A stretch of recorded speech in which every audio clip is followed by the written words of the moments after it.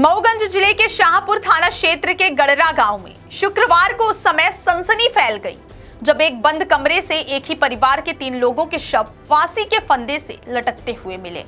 मृतकों में पिता औसेरी साकेत, बेटी मीनाक्षी और बेटा अमन शामिल है। स्थानीय लोगों ने जब घर से दुर्गंध आने की सूचना पुलिस को दी, तब मौके पर पहुंची पुलिस ने बंद दरवाजे को तोड़कर अंदर प्रवेश किया। अंदर का मंजर देख सब स्तब्ध रह गए। शव काफी हद तक सड़ गल चुके थे, जिससे आशंका जताई जा रही है कि मौत लगभग 1 सप्ताह पहले हुई होगी।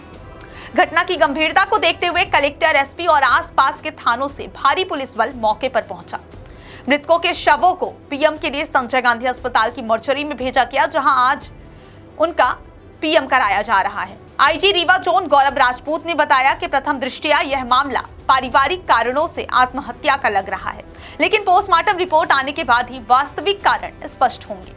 पुलिस ने यह भी स्पष्ट किया है कि यह मामला 15 मार्च को गड़रा गांव में हुई हिंसा से अलग है। जानकारी के अनुसार मृतक औसेरी साकेत की 3 शादियां हुई थी। पहली और दूसरी पत्नी की मृत्यु हो चुकी थी, जबकि तीसरी पत्नी करीब 7 साल पहले औसेरी और बच्चों को छोड़कर चली गई थी।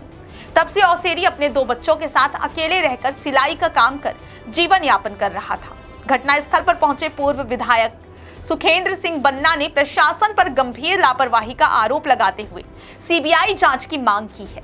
उन्होंने दावा किया कि पुलिस की प्रताड़ना से त्रस्त होकर मृतक ने यह कदम उठाया है।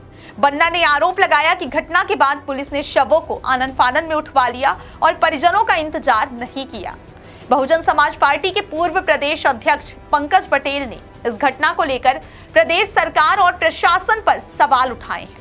उन्होंने कहा कि यह बेहद निंदनीय है कि पुलिस की निगरानी के बावजूद एक ही परिवार के 3 लोगों की मौत हो गई। उन्होंने कहा कि यदि पुलिस जनता की सुरक्षा में विफल हो रही है तो यह प्रशासनिक व्यवस्था की गंभीर खामी है। गौरतलब है कि 15 मार्च को इसी गांव में एक युवक सनी द्विवेदी की हत्या के बाद हिंसा भड़क गई थी, जिसमें एक एएसआई की मौत हो गई थी और कई पुलिसकर्मी घायल हुए थे। तब से गांव में भारी पुलिस बल तैनात था। घटना के बाद से ही गांव में तनाव का माहौल है और एक बार फिर अतिरिक्त पुलिस बल की तैनाती की गई है।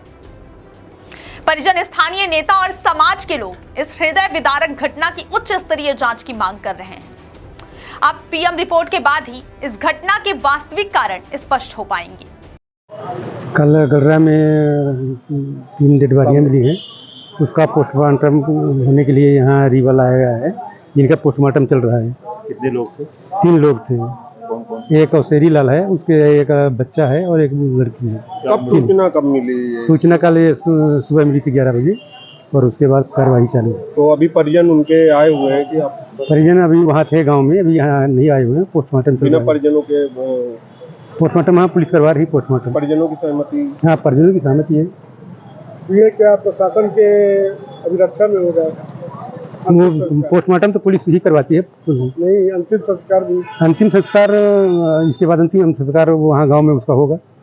परिजनों की सहमति है? वो तो रहेगी। घटना हुई उसका कारण क्या है? कारण अब जांच चल रही है, मर्ग कायम है, जांच चल रही है। जांच पर से पता चलेगा।